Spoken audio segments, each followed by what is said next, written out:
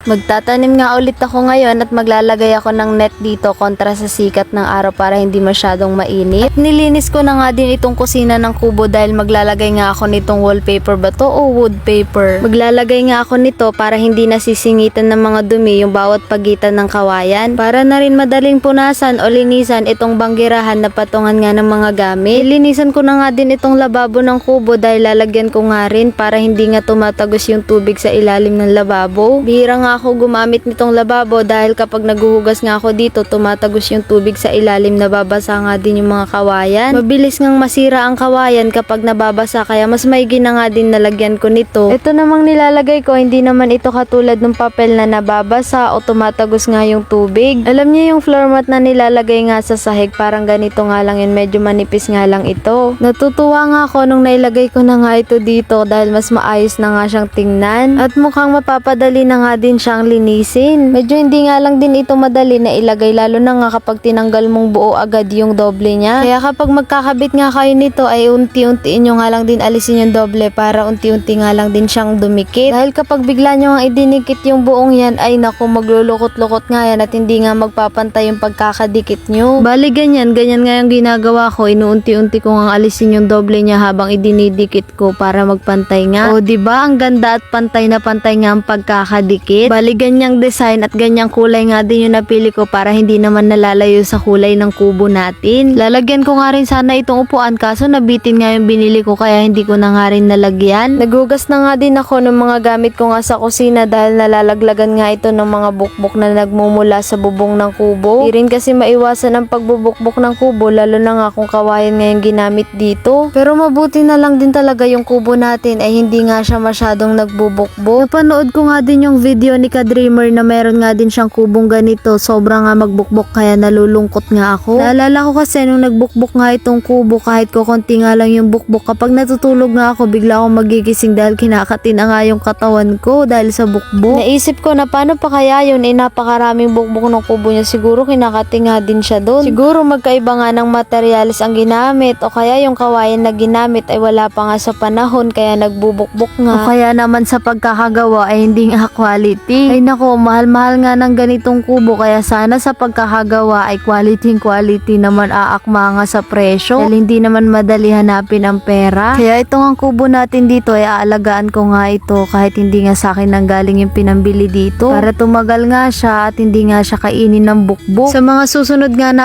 araw ay babarnisan ko na nga din itong kubo para hindi nga siya tumuloy ang pagbubukbok at mas maging makulay nga siya. Maglalagay na nga din ako nitong net na magsisilbing protection sa matinding sikat ng araw para hindi nga rin masyadong mainit dito sa kubo.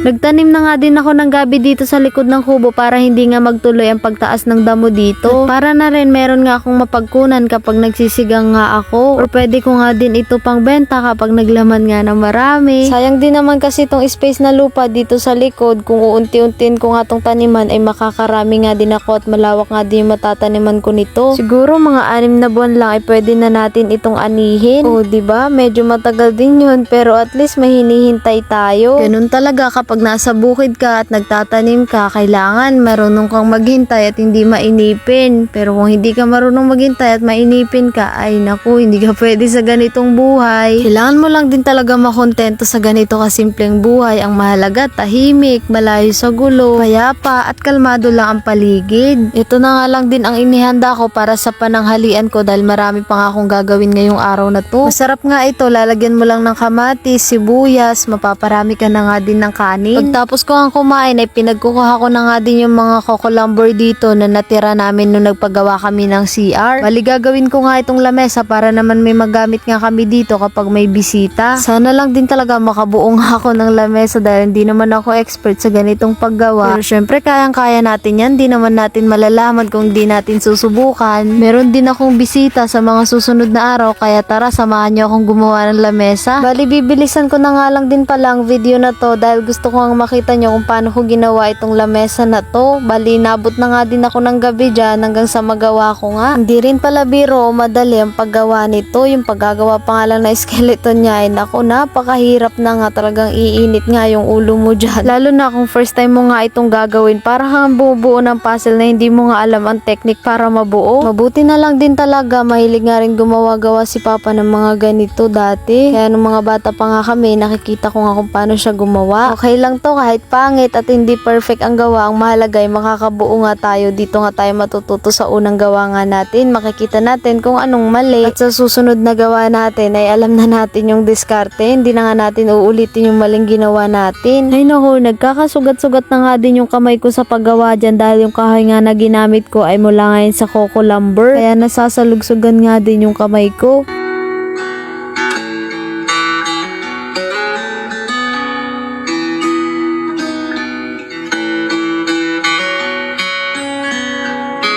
Ito nga rin yung hindi madali dito sa part na to, yung pagbibiak nga ng kawayan at pagkakayos nga ng kawayan, nakakasugat nga din ito sa kamay.